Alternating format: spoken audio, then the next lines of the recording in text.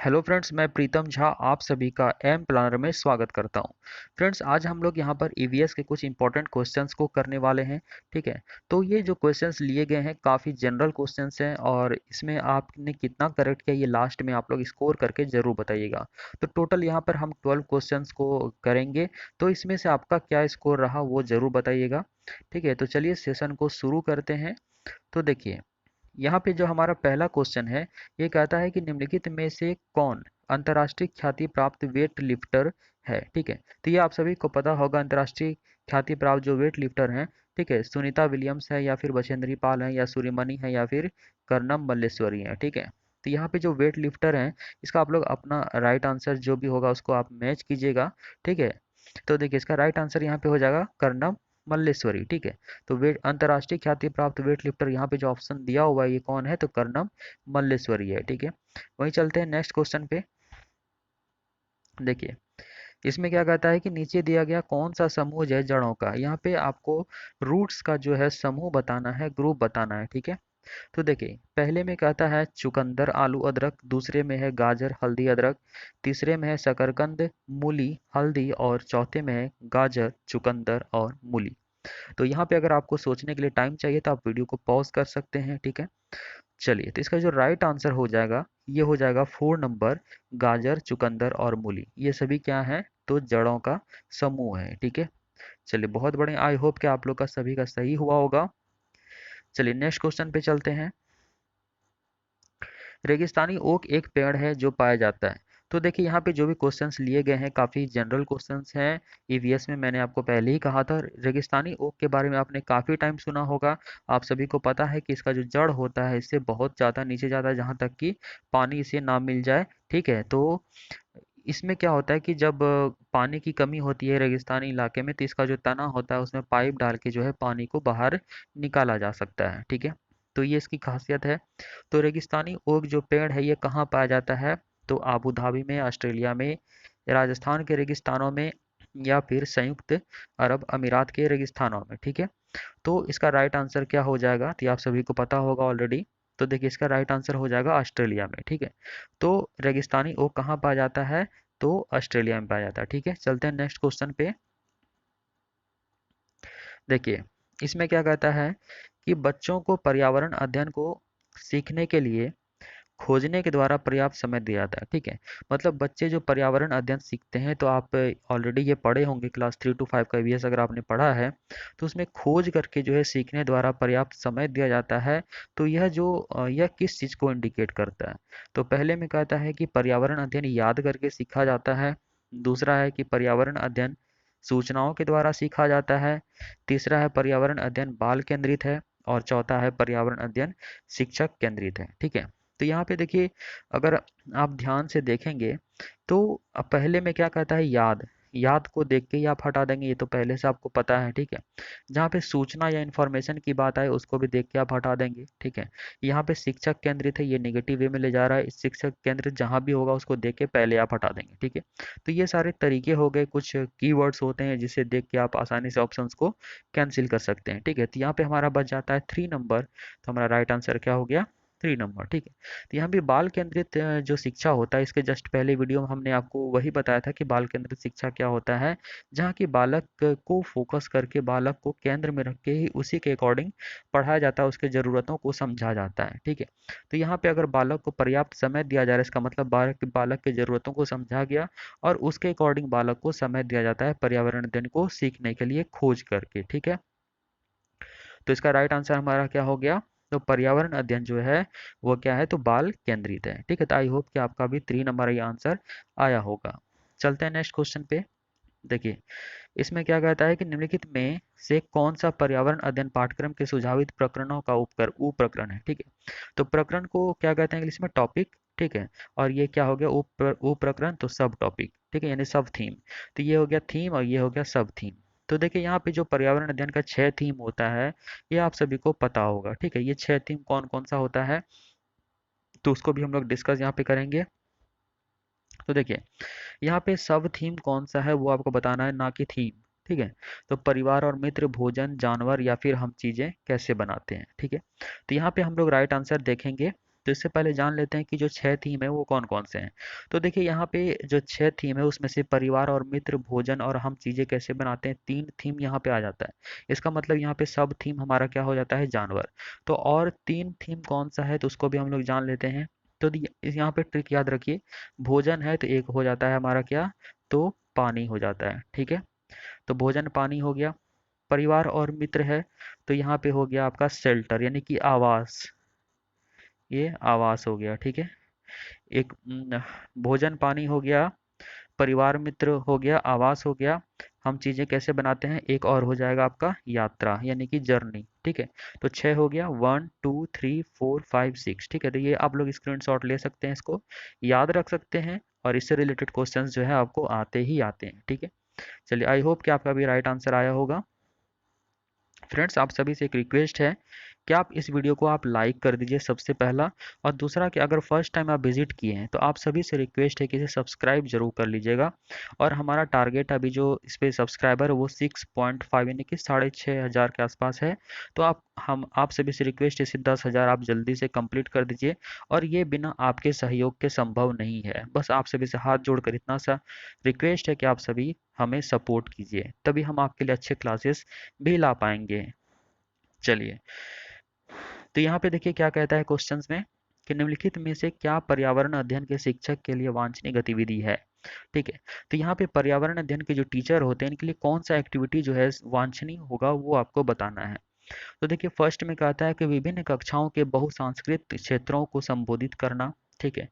दूसरा है पर्यावरण अध्ययन की अवधारणाओं से संबंधित महत्वपूर्ण सूचनाओं को बच्चों को देने के लिए प्रेरित करना, ठीक है। और तीसरे में कहता है पर्यावरण अध्ययन के 6 प्रकरणों का रेखीय आयोजन करना। और चौथे में केवल पाठ्य पुस्तकों पर आश्रित रहना, ठीक है। तो यहाँ पे हम लोग राइट आंसर देखेंगे और किस कीवर्ड को देख के हमें हटाना है वो भी सीखेंगे, ठीक है। तो यहाँ पे आप लोग अपना राइट आंसर मैच कीजिएगा। तो देखिए, आपको हमने पहले बताया था कि जहाँ पे सूचना रहे उसे देख के हटा दीजिएगा, ठीक है। उसके बाद देखिए यहाँ पे क्या, पर्यावरण अध्ययन के 6 प्रकरणों को रेखीय आयोजन करना। तो यहाँ पे जब रेखीय आयोजन की बात होगी मतलब वन वे का बात करता है, तो इसको आप क्या होता है, एक लिमिट हो जाता है, एक दायरा हो जाता है कि हमें इसी तरह चलना है, ठीक है। तो यहाँ पे क्रिएटिविटी नहीं आ पाएगा, तो ये क्या हो गया, हमारा रॉन्ग हो गया, ठीक है। केवल पाठ्य पुस्तकों पर आश्रित रहना था, यहाँ पे केवल वर्ड है, इसे देख के आप लोग हटा दीजिए। तो हमारा राइट आंसर क्या हो गया, तो ऑब्वियस है कि फर्स्ट नंबर हमारा राइट आंसर हो जाता है, ठीक है। यानी कि विभिन्न कक्षाओं के बहुसांस्कृतिक क्षेत्रों को क्या करना, तो संबोधित करना, क्योंकि कक्षा में जो होते हैं बहुत सारे संस्कृति से बच्चे आते हैं। और अगर किसी एक संस्कृति को इग्नोर किया जाएगा तो बच्चे में क्या होगा, तो हीन भावना आएगा, ठीक है। इसलिए विभिन्न कक्षाओं के जो बहुसांस्कृतिक क्षेत्र होते हैं उनको भी जो है माइंड में रखना चाहिए, उनको भी संबोधित करना चाहिए। तो ये हो गया एक बात यहाँ पे, आई होप कि आपका भी राइट आंसर एक आया होगा। चलिए, देखिए इसमें क्या कहता है कि निम्नलिखित सीखने, ठीक है, कि कौन से सिद्धांत का पर्यावरण अध्ययन में अनुसरण किया जाता है, ठीक है। तो पर्यावरण अध्ययन जो सिखाया जाता है बच्चों को, तो कौन सा सिद्धांत जो है अपनाया जाता है ये आपको बताना है, ठीक है। तो वैश्विक से स्थानीय, अमूर्त से मूर्त, अज्ञात से ज्ञात या फिर ज्ञात से अज्ञात की ओर, ठीक है। तो आपने इसके पहले जो एक दो वीडियो पहले हमने डाला था शिक्षण सूत्र के बारे में, यानी कि जिसको कि इंग्लिश में मैक्सिम्स कहा जाता है, ठीक है। तो मैक्सिम्स क्या होता है कि टीचिंग कराने का एक तरीका होता है, ठीक है। कि जो बिगिनर होते हैं, जो अर्लियर स्टेज के होते हैं, उन्हें किस तरह से टीचिंग करा जाना चाहिए, क्या एक नियम कानून होना चाहिए, ठीक है। तो इसी के बारे में हमने वो क्लास ऑलरेडी लिया था, तो अगर आपने वो क्लास देखा है तो आप जाके देख सकते हैं, ठीक है। तो इसके जस्ट प्रीवियस क्लासेस में होगा, शिक्षण सूत्र करके होगा, ठीक है, आप जाके देख लीजिएगा। ओके, चलिए, इसका राइट आंसर यहाँ पे हो जाएगा ज्ञात से अज्ञात की ओर, ये सही तरीका है। बाकी ये इसको होना चाहिए था मूर्त से अमूर्त, इसको होना चाहिए स्थानीय से वैश्विक, इसको होना चाहिए था ज्ञात से अज्ञात, जबकि यहाँ सभी तीनों उल्टा लिखा है, ठीक है। चलिए, देखिए नेक्स्ट क्वेश्चन क्या कहता है हमारा, निम्नलिखित में से कौन सा पर्यावरण अध्ययन में सीखने का रचनात्मक आकलन का साधन नहीं है। फ्रेंड्स, आपको बता दूं कि आप लोग नहीं पे ध्यान जरूर दीजिएगा, पूरा क्वेश्चंस को पहले पढ़िएगा, ठीक है। क्योंकि नहीं को हम लोग नहीं पढ़ते हैं और हमारा आंसर गलत हो जाता है। तो यहाँ पे देखिए रचनात्मक आकलन का साधन नहीं है, आपसे पूछा जा रहा है। तो रचनात्मक आकलन क्या हो रहा है कि कौन सा क्रिएटिविटी का जो इवेल्युएशन, वैसा इवेल्युएशन जिसमें कि कुछ क्रिएटिविटी पता चले, ठीक है। तो देखिए यहाँ पे पहले में कहता है पोर्टफोलियो, दूसरा है क्रम निर्धारण मापनी, और तीसरा है वर्णन अभिलेख, और चौथा है वार्षिक उपलब्धि परीक्षण। ठीक है, तो ये देखिए पोर्टफोलियो को तो इंग्लिश में पोर्टफोलियो ही कहा जाता है। ठीक है, क्रम निर्धारण मापी मापनी आपका हो गया रेटिंग स्केल, और वर्णन अभिलेख हो जाता है एनेक्डोटल रिकॉर्ड। ठीक है, और ये हो गया आपका वार्षिक उपलब्धि परीक्षण। ठीक है, वार्षिक उपलब्धि परीक्षण आपका लास्ट मतलब जो वर्ष के लास्ट में जो एग्जाम लिया जाता है डायरेक्टली, ठीक है, जो कि एसएसए भी आप समझ सकते हैं। ठीक है, समेटिव असेसमेंट भी समझ सकते हैं इसको। ठीक है, ऐसे यानी कि लास्ट में एक ही बार एग्जाम ले लिया जाना। तो यहाँ पे जो है कौन सा रचनात्मक आकलन का साधन नहीं है वो आपको बताना है। तो देखिए अगर पोर्टफोलियो और वर्णन अभिलेख या क्रम निर्धारण मापने का बात करें तो इसमें क्या होता है कि बच्चे जो साल भर के अंदर में जो भी एक्टिविटी करते हैं या फिर उनका जो भी इम्प्रूवमेंट हो रहा होता है उन सभी का डिटेल्स इसके अंतर्गत मिलता है आपको। लेकिन जो वार्षिक उपलब्धि परीक्षण होता है तो एक ही बार लास्ट में टेस्ट होता है, तो उससे हमें साल भर के अंदर क्या क्या इंप्रूवमेंट हो वो पता नहीं चल पाता है। इसलिए यहाँ पे जो है हमारा रॉन्ग हो जाता है चौथा नंबर, और इसके अकॉर्डिंग क्वेश्चन के अकॉर्डिंग हमारा आंसर हो जाता है 4 नंबर। ठीक है, चलिए तो इसके जगह पे क्या होना चाहिए, तो फॉर्मेटिव असेसमेंट होना चाहिए, मतलब बीच बीच में परीक्षा होना चाहिए, और इसी को दूर करने के लिए जो हमारा सीसीई का कॉन्सेप्ट लाया गया था। चलिए बहुत बढ़िया। देखिए नेक्स्ट क्वेश्चन क्या कहता है कि निम्नलिखित में से किसको पर्यावरण अध्ययन में बच्चों के आकलन में दूर करना चाहिए। ठीक है, तो यहाँ पे कहता है किस चीज़ को दूर करना चाहिए। ठीक है, यानी क्वेश्चन आपको नेगेटिव पूछा जा रहा है तो आपको नेगेटिव ही आंसर करना है। ठीक है, तो यहाँ पे देखिए नेगेटिव आंसर कौन सा हो सकता है। तो पहले में कहता है बच्चों के उत्तरों को सही या गलत रूप में आंकना। देखिए पढ़ के ही डायरेक्ट समझ में आ जा रहा है। दूसरे में कहता है कक्षा 5 के ईवीएस पाठ्य पुस्तक में प्रत्येक पाठ के अंत में दिए गए आज हमने क्या सीखा पर चर्चा करना। ठीक है, तीसरे में है आकलन के संकेतकों का उपयोग। चौथा है कि बच्चों के सीखने के गुणात्मक आकलन। ठीक है, तो यहाँ पे देखिए किसी बच्चे को सही या गलत रूप में आंकना ये गलत बात है। ठीक है, तो यहाँ पे इसी चीज़ को दूर करना चाहिए, तो हमारा राइट आंसर क्या होता है 4 नंबर।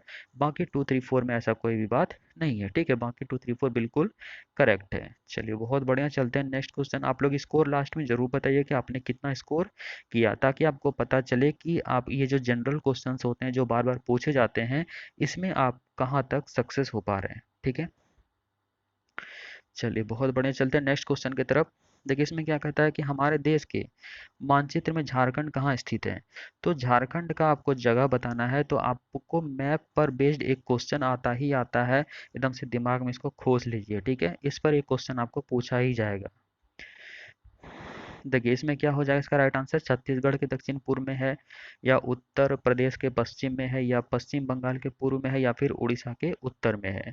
तो फ्रेंड्स यहाँ पे अगर आपको सोचने का टाइम चाहिए तो वीडियो को आप पॉज जरूर कर लीजिएगा, या जिस क्वेश्चन में भी आपको सोचने का टाइम चाहिए वहाँ पे आप वीडियो को पॉज अवश्य करिएगा। उसके बाद हमारे द्वारा बताए गए राइट आंसर को आप मैच कर सकते हैं। ठीक है, तो देखिए यहाँ पे अगर राइट आंसर देखें तो हो जाएगा हमारा उड़ीसा के उत्तर में है। ठीक है, यानी कि अगर मैप में ये मान लीजिए झारखंड है तो इसके नीचे क्या है, उड़ीसा है, आपको पता है। ठीक है, तो इसके क्या है, ये उत्तर में है। इसका मतलब झारखंड के दक्षिण में क्या है, तो उड़ीसा है। ठीक है, तो हमारा राइट आंसर क्या हो गया 4 नंबर। चलिए बहुत बढ़िया।